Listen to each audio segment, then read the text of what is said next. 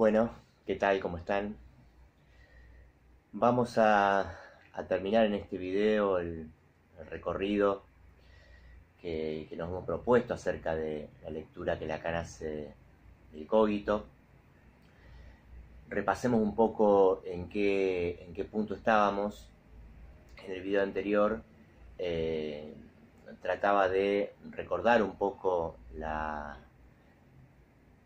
frase que da sustento a la asignatura y que tiene que ver con la afirmación de Lacan de que el sujeto con el que operamos en psicoanálisis no puede ser sino el sujeto de la ciencia, y estuvimos viendo un poco el porqué de esa afirmación y en qué sentido se podía encontrar una equivalencia planteada por Lacan entre un sujeto y el otro, que ya no serían dos sujetos sino el mismo. Repasamos un poco cómo este sujeto surgía en las condiciones discursivas que plantea la modernidad, la ciencia moderna. Estuvimos viendo algunas cuestiones acerca del procedimiento cartesiano, un poco reafirmando lo que ya vimos en las meditaciones, y llegamos al punto en el cual decíamos que este sujeto, distinto de toda forma de individualidad empírica, sujeto que no se confundía con el yo, que no se confunde con el individuo, con la persona, con el paciente, ni con cualquier forma de individualidad empírica que podamos imaginar, cómo este sujeto, al no ser una individualidad empírica, tenía por lo tanto una existencia muy particular. Es el existente propio de la modernidad, pero un existente que surge en condiciones muy particulares, y es por eso que nos hemos tomado todo este tiempo hasta finalizar el primer cuatrimestre en conocer cuáles fueron esas condiciones históricas y epistemológicas que hicieron posible el surgimiento por primera vez en la historia, según Lacan, de este sujeto del inconsciente en manos de Descartes, o quizá podríamos decir en boca de Descartes, ya que concluíamos el video anterior con esta distinción muy importante a los fines del funcionamiento del significante, una distinción que nos viene de la lingüística, que Lacan toma de la lingüística estructural, en este caso puntualmente de Emile Benveniste, que es la diferencia entre enunciado y enunciación, ¿sí? Habíamos dicho, el sujeto es un efecto, ¿sí? Si no es nada ontológicamente hablando, si no le corresponde ningún ser al sujeto, ya que todo ser implica necesariamente algún tipo de individuación, de algún tipo de individualidad empírica con características ontológicas. Al sujeto no le corresponde ninguna característica, es decir, no le corresponde ninguna cualidad, y sobre esto tenemos que volver una y otra vez, porque toda una tradición filosófica que nos llega y que nos atraviesa suele pensar al sujeto a partir de las cualidades, un sujeto con tal o cual adjetivo, con tal o cual característica. Mientras que el sujeto del inconsciente que Lacan extrae de Descartes, que considera que Descartes inventa ese sujeto, que después va a permanecer de alguna manera oculto durante 3 siglos hasta que Freud inventa el psicoanálisis, y con él un dispositivo que pueda alojar ese sujeto que Descartes había hecho emerger en el siglo XVII, pero que nunca más fue tenido en cuenta, o con el cual nunca más se operó hasta la llegada de Freud. Bien, ese existente entonces tan particular, el sujeto del inconsciente, el sujeto de la ciencia, el sujeto cartesiano, el sujeto freudiano, al no portar ninguna marca de individualidad empírica, al no tener ninguna cualidad, ¿sí? El sujeto no habla, no piensa, no dice, no hace ninguna cosa de las que podríamos atribuirles a un yo. El sujeto no es más que un efecto, ¿sí?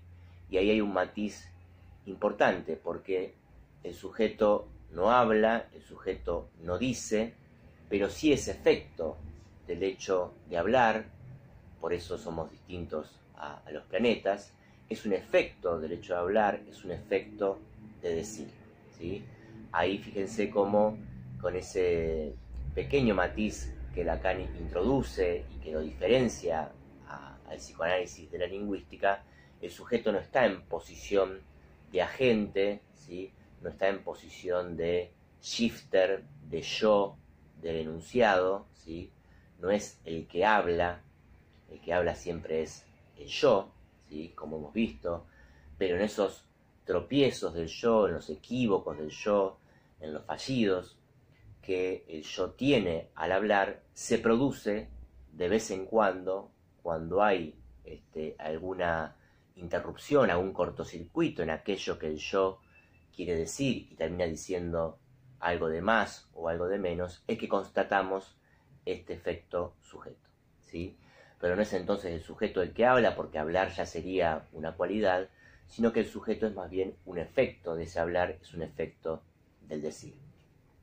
Vamos a ver entonces en este video ya más de entrada cómo Lacan trabaja estas cuestiones a propósito del cogito cartesiano, ¿sí? Decíamos que el cogito, por un lado, es efectivamente un enunciado, ¿sí? Es algo que es un enunciado filosófico, ¿sí? Que fue proferido en determinado momento de la historia del pensamiento, en el siglo XVII, en las condiciones en las que los enunciados podían pronunciarse en el siglo XVII, y ese enunciado efectivamente ha permanecido en el tiempo, es uno de los grandes enunciados de la filosofía.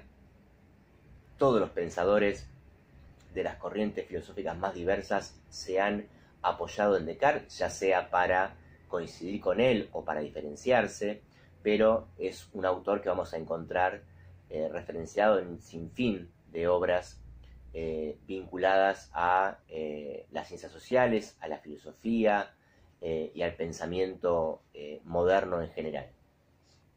Ese enunciado, el cogito, que yo acá se los puse en tres versiones para que entendamos cómo Lacan pasa del cogito en su versión original, en latín.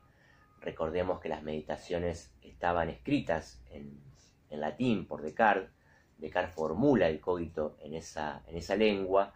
Cómo el cogito fue traducido al francés, es decir, la lengua en la que a Lacan y a los psicoanalistas franceses les llegó el cogito, je pense, je suis, y cómo es traducido finalmente al español, a nuestra lengua, como pienso soy o pienso existo, ¿sí? Esas tres maneras de escribir el enunciado del cogito es importante porque al trabajarlo en la lengua francesa, Lacan se ve en la necesidad de aclarar que no porque el yo, el je, esté necesariamente conjugado en el pienso, en francés, en je pense, je suis, eso no debe confundirnos, y esto lo señala Lacan en el seminario 11, respecto de que se trataría allí de algún yo, ¿sí? Lacan insta a los lectores franceses de Descartes. Descartes era francés, por otra parte, ¿no? El cogito está pronunciado en latín, pero el francés era la lengua materna de Descartes. No porque Descartes se vea forzado a colocar allí gramaticalmente un je por delante del pense, esto no debe hacernos creer, dice Lacan, que se trata en ese enunciado o en esa enunciación, como vamos a ver ahora, de un yo. Es decir, que Lacan nos insta, en el caso del francés, a elidir el je presente en je pense, forzosamente presente, porque es una cuestión de la gramática de la lengua, pero no del espíritu cartesiano que está en juego en el cogito. Ustedes saben que tanto el francés como el inglés tienen necesidad de introducir el yo en la conjugación de sus verbos, en este caso el verbo pienso, pensar, y el verbo ser, suis, ambos necesariamente para poder ser dichos en francés requieren de este sujet gramatical, ¿sí? Este sujeto gramatical de la oración. Pero Lacan, al haber leído también el cogito en su versión latina, en su expresión latina, nos recuerda que el latín, al igual que en nuestro caso el español, tanto para decir cogito como para decir pienso, nosotros no necesitamos de el yo, no estamos forzados en nuestra lengua a usar el yo para nombrar el verbo o para hacer funcionar el verbo que viene a continuación. Por lo tanto, dice Lacan, en realidad en Descartes no hay tal cosa como yo pienso, ¿sí? Sino que el verbo es cogito, ¿sí? Es el cogito, sin necesidad de ningún tipo de yo. Es pienso, ¿sí? Sin saber, por cómo viene el recorrido de las meditaciones, después de que Descartes ha puesto en duda todas las fuentes de conocimiento y duda incluso hasta la existencia de su propio cuerpo, no es desde el lugar de un yo que Descartes dice pienso, porque en realidad dice pienso sin saber todavía qué es, ¿sí? La existencia, el soy, es algo que deriva de este pienso, no es algo que esté antes. Por lo tanto, ¿quién es ese que piensa? No es una pregunta que se pueda hacer respecto del cogito, o no es una pregunta que se pueda responder desde el propio pienso, ya que eso que piensa no es alguien, ¿sí? No es un individuo, no es un yo, porque Descartes viene de despojarse de todo eso que podría hacer pensar en un yo, en un individuo o en una conciencia. Es un pienso puro, es el puro acto de pensar al que no le corresponde ningún alguien, ningún quién. Y eso ya es un punto de contacto con el inconsciente freudiano, ya que efectivamente para Freud la fórmula que le corresponde al inconsciente cuando se trata de pensamientos, y Lacan dice en Freud, el inconsciente está vinculado a los pensamientos inconscientes, la fórmula que le corresponde a esa manera particular del pensamiento que es el inconsciente es ello piensa.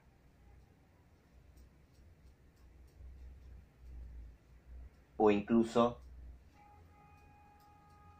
eso piensa, ¿sí? Ustedes saben que hay toda una discusión ahí respecto de cómo traducir ese es freudiano que vimos, si ustedes recuerdan, en el esquema lambda, coincidentemente con el lugar del sujeto, ¿sí? Traducirlo como ello, lo cual contribuye un poco a la confusión de identificar al ello con alguna especie de personita, ¿no?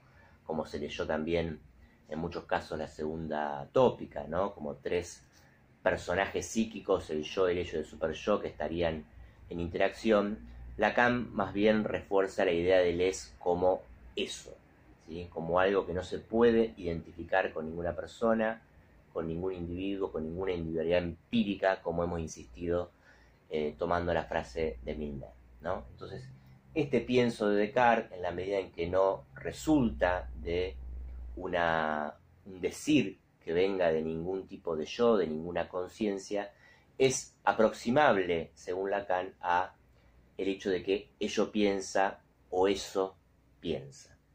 Ya cuando estamos en el terreno de quién es el que piensa, que es la pregunta que Descartes se hace a continuación, dice, bueno, pienso y entonces y por lo tanto confirmo que soy algo, ¿no? Ahí cuando se encuentra con el vacío de su propia enunciación, rápidamente repone en el lugar del soy, ¿sí? Un yo, una individualidad empírica, entonces dice que soy una cosa que piensa, que niega, que quiere, que afirma, que no quiere, etc. ¿Sí? Entonces, primera cuestión a retener entonces, el pienso no es un pensar atribuible a un yo, por lo que hemos visto del procedimiento cartesiano, no es alguien el que piensa, es el acto mismo de pensar lo que Descartes pone en juego en el cogito, y para eso necesitamos apoyarnos en la expresión latina, ¿sí? O en su equivalente en español. Ambas tienen la ventaja de no tener que conjugar el verbo con el yo. Los franceses tienen que hacer el trabajo extra, dice Lacan, de eliminar ese yo de je pense. Primera cuestión. Pero también es importante distinguir en la lectura que Lacan hace del cogito lo que vamos a llamar el enunciado del cogito, cogito ergo sum, je pense, je suis, pienso, soy, todo eso que es del orden del enunciado, de la enunciación del cogito, ¿sí? En el enunciado, tomado como una enunciación, es decir, incluido en una temporalidad que es propia de la enunciación. Ustedes saben, los enunciados no tienen tiempo. Yo algo de esto les decía sobre el final del video anterior. Los enunciados pueden perdurar en el tiempo. Los enunciados, una vez que están fijados a ciertos significantes, como los enunciados matemáticos, las fórmulas matemáticas, esos enunciados dejan de tener tiempo, atraviesan de manera constante los siglos. Piensen en un enunciado matemático como es el teorema de Pitágoras, por ejemplo, que es un enunciado de tipo matemático. Los enunciados permanecen en el tiempo, como efectivamente permaneció el cogito hace ya casi 4 siglos, ¿sí? Mientras que la enunciación, ¿sí?, el acto de decir cogito ergo sum, y ya no el enunciado, es algo que, como el propio sujeto, participa de una temporalidad evanescente e instantánea, ¿sí? Desde el punto de vista de la enunciación, el cogito solamente dura el instante en el que Descartes dice pienso. Y Lacan también subraya esto, ¿sí?, que Descartes no solo piensa que piensa, lo cual sería una actividad meramente intelectual, intelectiva, sino que Descartes se ve forzado a decir pienso. El cogito mismo no es un pensamiento, puesto que Descartes ya no tiene pensamientos, ¿sí? Ha vaciado su espíritu de cualquier pensamiento.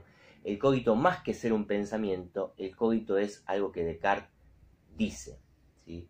Y en la medida en que lo dice, en la medida en que produce una enunciación evanescente e instantánea, hace emerger a ese sujeto en las condiciones mismas en que se produce esa enunciación, es decir, vacío de contenido, vacío de cualidades y vacío de cualquier imagen, ¿sí? El sujeto del inconsciente, que es el sujeto freudiano, cartesiano y de la ciencia, es el correlato puntual y específico de ese acto de la enunciación que es el pienso, ¿sí?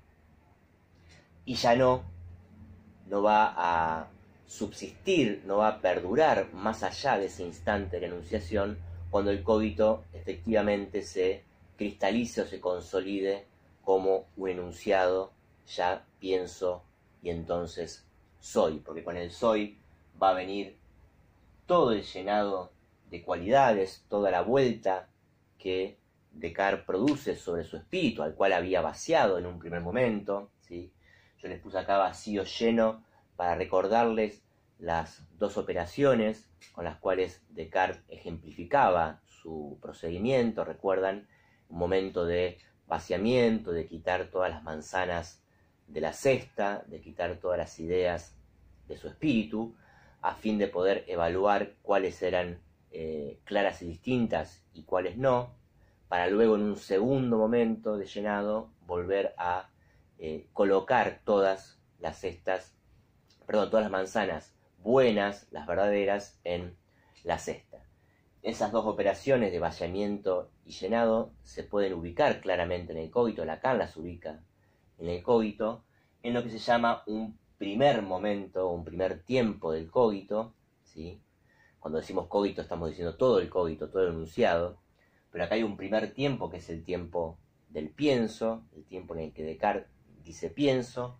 Ese tiempo es vacío, ¿sí? Y ese tiempo es el tiempo en el cual Lacan lee el sujeto en Descartes, y hay un segundo tiempo, ¿sí?, de llenado, un segundo tiempo donde aparece el soy, donde aparece el yo y todas las cualidades que habían sido dejados de lado, y en ese segundo tiempo ya entonces no está más el sujeto que hizo su aparición como efecto solamente el tiempo en el que Descartes dijo pienso, ¿sí?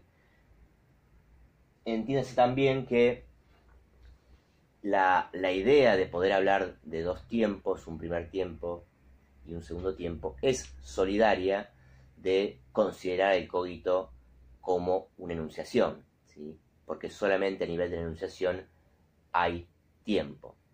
No es que Descartes diga el cogito en dos tiempos, ¿no? En el sentido de que cogito sum o pienso soy, en Descartes es como un bloque, es una unidad, ¿sí? Pienso allí donde soy y soy allí donde pienso.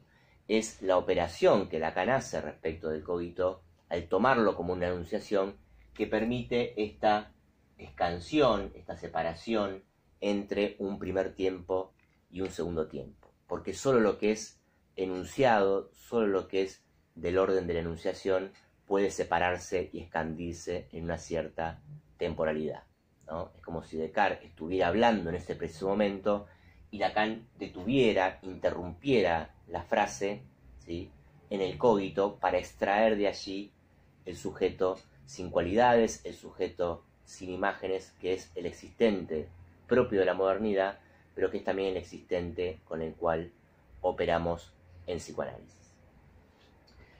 Bien, vamos a dedicarle unos minutos, si esto se pudo seguir, esta argumentación.